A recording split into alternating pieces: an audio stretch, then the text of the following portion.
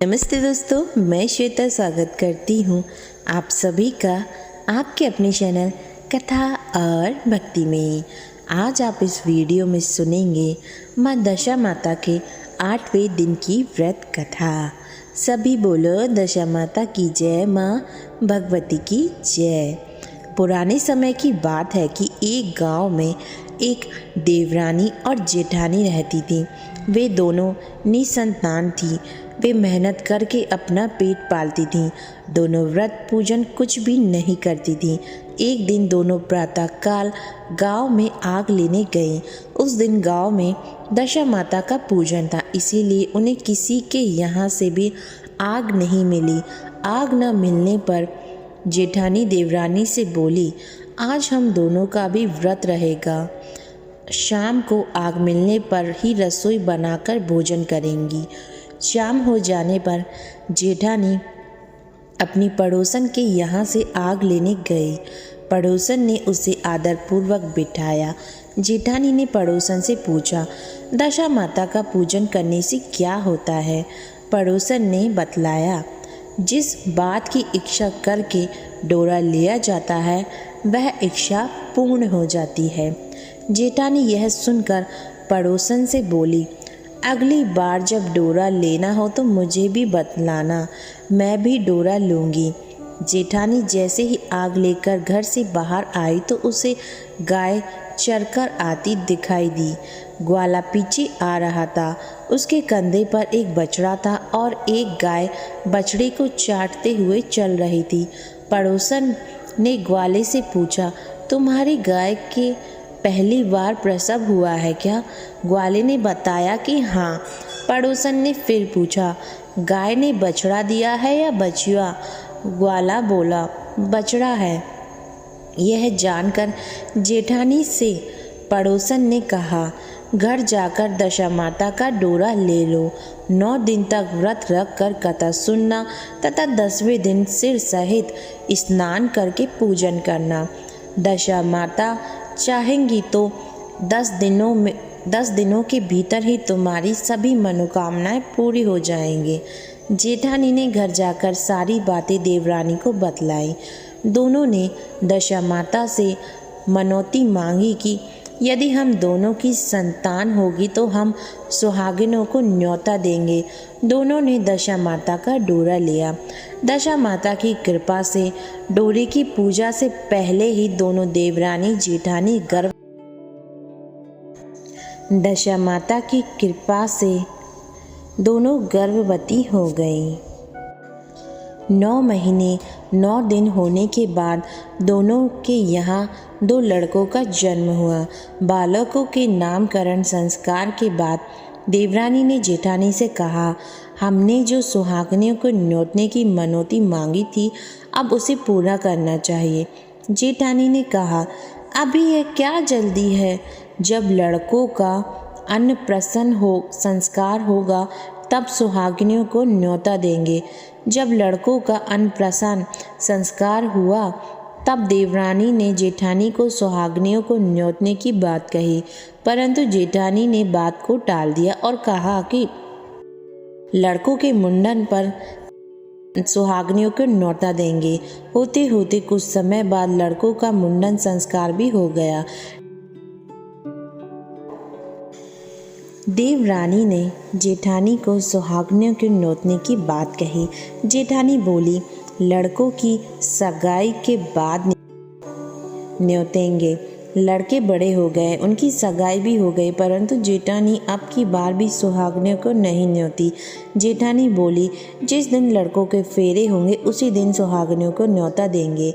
इस पर देवरानी बोली, बहन तुम्हारी जब इच्छा हो तब सुहागिनियों को न्योता देना, परंतु मैं तो लग्न के दिन ही सुहागिनियों को न्योता दूंगी। देवरानी ने लग्न के दिन ही सुहागिनियों को न्योता दिया, परंतु जेठानी ने कुछ भी परवाह ना की। लग्न के बाद मात्र का पूजन करके दोनों दूल्हे बारात सजाकर बैंड बाजे सहित ब्याहने चल दिए। देवरानी के बेटे का विवाह बड़ी धूमधाम से सकुलन संपूर्ण हुआ, परंतु जेठानी ने सुहागिनियों को न्योता नहीं दिया था, इसीलिए दशा माता ठीक फेरे के समय उसे उठा ले गई।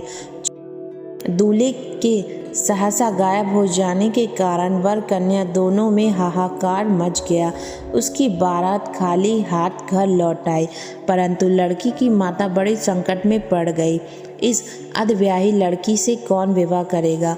पड़ोसन की चतुर सुहागनियों ने लड़की की माता को समझाया कि विवाह का जो सामान बचा है उस सामान को लड़की के हवाले कर दिया जाए।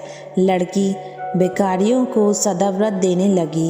एक दिन एक साधु तीर्थ यात्रा करता हुआ वहां आया। गांव से घने जंगल में एक पीपल का पेड़ था। लोग इस पीपल के पेड़ को पारस पीपल कहते थे। उसी पेड़ पर दशा माता का निवास था। साधु चलता चलता शाम को उसी पेड़ के नीचे ठहर गया। झाड़ूदार ने आकर उसी पेड़ के पास के मैदान में झाड़ू लगाई। बिस्ती ने मस्क से वहां पर छिड़काव कर दिया तथा माली ने यहाँ फूल बिखेर दिए। तब अनेक देवता अनेक प्रकार की पोशाक पहनकर आने लगे तथा स्थान पर बैठने लगे। सबसे बाद में स्वर्ग के राजा इंद्र का सिंहासन उतरा। इसी के साथ स्वर्ग की अप्सराएं आकर सिंहासन के चारों ओर नाचने लगी। उसी समय अर्धवयस्क लड़के को गोद में लेकर दशा माता पीपल के पेड़ से नीचे उतरी। इंद्र के साथ स्वर्ग से एक सूरा गाय भी आई थी। उसने 2 गिलास दूध दिया। लड़के ने अधब्याहे के भाग का 1 गिलास अलग रख दिया। दूसरे गिलास का दूध पी लिया। जब तक अप्सराओं का नाच गान होता रहा, दशा माता लड़के को गोद में लेकर बैठी रही। प्रातःकाल होते ही देवताओं का दरबार भंग हुआ। साधु भी वहां से चलकर गांव में आ गया। साधु महाराज गांव में भिक्षा मांगते मांगते अर्धब्याही लड़की के घर पहुंचा।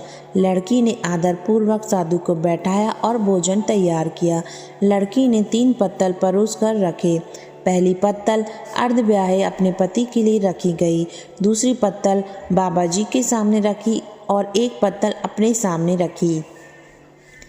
बाबा ने अपने आप कहा, वाह, जो बात मैंने रात में देखी वही बात यहाँ भी देखने को मिल रही है। लड़की ने पूछा, क्या बात है बाबा जी?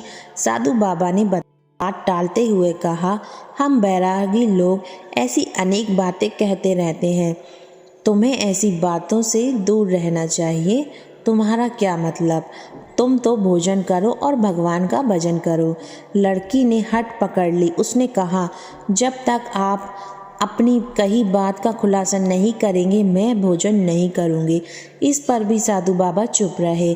तब लड़की बोली, आप साधु हैं और मैं सती हूँ। आप या तो अपने कथन को स्पष्ट कीजिए कि आपने रात में क्या देखा, नहीं तो मैं आपको श्राप दे दूंगी। साधु बाबा ने रात का सारा किस्सा कह सुनाया। यह सुनकर लड़की ने बाबा के साथ पीपल के पेड़ के पास जाने का निश्चय किया। साधु बाबा आगे आगे चले और लड़की उनके पीछे पीछे चलती रही। साधु बाबा लड़की को पारस पीपल के पास छोड़कर चले गए। संध्या होने पर नित्य की तरह जमादार ने झाड़ू लगाई, बिस्ती ने अपनी मस्क से पानी का छिड़काव किया और माली ने फूल बिछाए। देवताओं के राजा इंद्र आए। अप्सराएं नाच गान करना प्रारंभ कर दिया। उसी समय दशा माता पीपल के पेड़ से नीचे उतरकर दरबार में आ बैठी। लड़के ने सूरा गाय का दूध लिया और 1 गिलास अर्धब्याही लड़की के लिए रख दिया। जैसे ही लड़के ने दूध का गिलास मुंह पर लगाया, त्यों ही लड़की दूसरा गिलास हाथ में लेकर वर के सामने आ गई।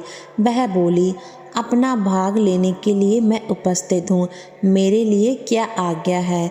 मैं सेवा करने के लिए तैयार हूँ। तब लड़का बोला, मैं इस तरह से तुमसे नहीं मिल सकता। मैं दशा माता की सेवा में रहता हूँ।